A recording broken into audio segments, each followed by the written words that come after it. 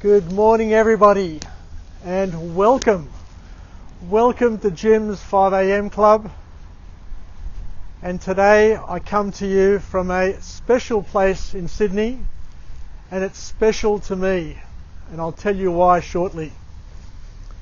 I come to you from a field called Christensen Park here at Watson's Bay. I'll just show you the park. It's perched up here on the headland, and these are rugby fields that were used by the Scots College back when I was at Newington College in the 70s.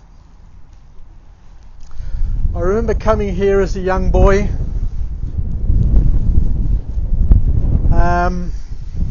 in the under 12s.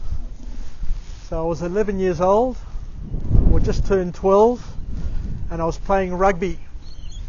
And because my parents had a shop, a business which ran 7 days a week, and this was so far from where the business was, I decided to, instead of my parents bringing me here because they couldn't, because they were working, it was decided that I catch the bus here, bus and train.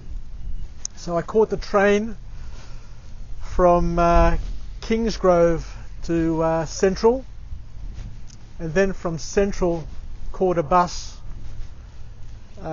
one bus or two buses, I don't remember how many buses I caught, but I had to catch a few modes of transport to get here. I remember the day. It was cold. It was winter, it was raining, and back in those days, when you caught public transport, you needed to wear your full school uniform, including your boater. So you could imagine me as a young boy on the train with my straw hat, my straw boater, decked out in my school uniform. Anyway, I got up here. It was a very early morning start because the youngest teams always played first, and it progressed throughout the day, so the older teams played later on in the afternoon. But I remember it was a very special day for me, and a day which basically defined a lot about me in terms of my character and my parenting style. It was a day that we played rugby in the wet. It was a muddy field. And it was a day where I actually scored a try. I was a forward in rugby. I played prop, and for those who know their sports and schoolboy rugby, forwards don't score too many tries. I only scored about 2 or 3 over my career. But this particular day when I was up here by myself, I actually scored a try. And I was so happy. I remember after the game going to the change room, showering, changing, back into my uniform, and then going down there to the bus stop and catching the bus in the wet, in the cold, back to Central Station, and then the train back to Kingsgrove, where my parents had their business. I remember as I was leaving the field here, I remember being so happy, so delighted, so excited that I'd scored a try. But on reflection, I was saying to myself, this is the greatest day of my life, and yet I have nobody to share it with. At 12 years of age, I had that realization, because I'd see my other friends who'd have their parents here. They'd be scoring tries, or they'd be doing things, and their parents would be cheering them on. And then I'd look at myself and saying, whoa, I'm here on my own with nobody to share this moment with. I understand why I couldn't share it with my parents, because my parents were working to pay my school fees. Private school fees in the 70s, just like today, are very, very expensive. My parents worked hard to get me to school and through school, but there had to be a sacrifice, and the sacrifice was that they weren't always going to be there for me on these special days, and I appreciate it, I understand it, and I respect my parents for it, and I love them dearly for it. But as I was leaving the field, I said to myself, and I promised myself, if ever I become a parent, I will make sure that I am always there for my children when they're playing sport, to cheer them on, to watch them, to coach them, to cajole them, and to be part of their moment. Because what I realised back then was that the most important things in our life are the shared moments. The shared moments with our friends, with our family, with our loved ones, with our teammates, and even our enemies. Even the people who bloody annoy us. Shared moments are very important. I remember my Uncle George once said, he said, James, even your worst enemy is much better to keep company with than to be on your own and lonely. Even your worst enemy is better than the tyranny of loneliness.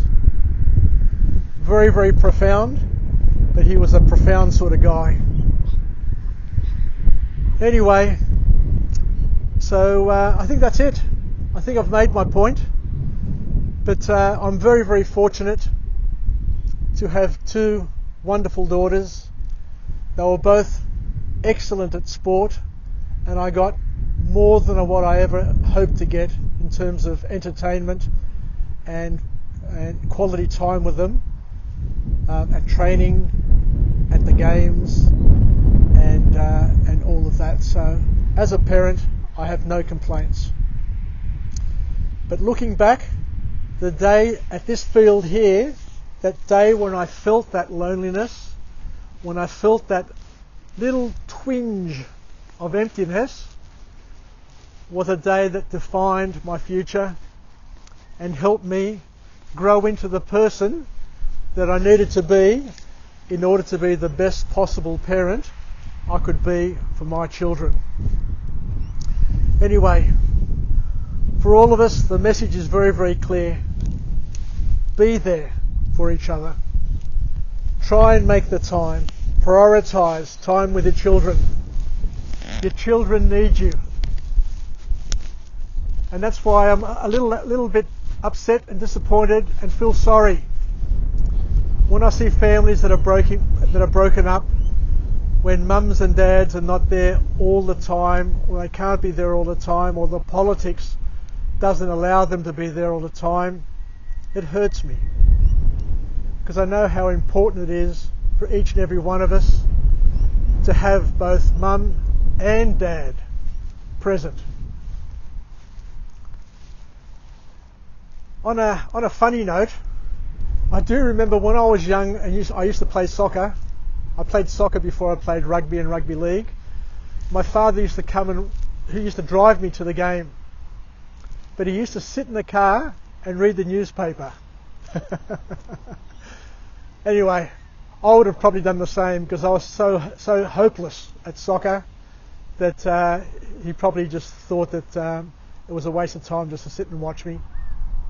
But anyway, that's just a bit of an aside and a bit of a funny story that I remember just now. I just remember that right now. And as I said, I come to you unrehearsed, I come to you unscripted, and I come to you from my heart, authentic, just so that the message can be a real message as opposed to a a Hollywood scripted one. So let's finish off with our affirmation. I've got the sun on my face, I've got the breeze hitting me. It's a beautiful day. All I can say is I'm alive, I am well, and I feel great. To everybody, stay connected, stay relevant, and most importantly, be there for your children. Make it a priority, because they need your presence. And at the end of our lives, the most important thing for us and our children, our friends, and everybody else around us will be those shared moments. Even if it's small, even if it's insignificant, a shared moment is a jewel. It's valuable. So take care. Yasas, Hatapume. Bye for now from Jim's 5 a.m. Club. And don't forget, tomorrow we've got another one. Unscripted. From the heart. Unrehearsed. Hatapume. Take care. Ciao. Hey, and I look forward to hearing about your vlogs as well. Take your phone, get yourself a mic, and start vlogging. Cheers. Bye.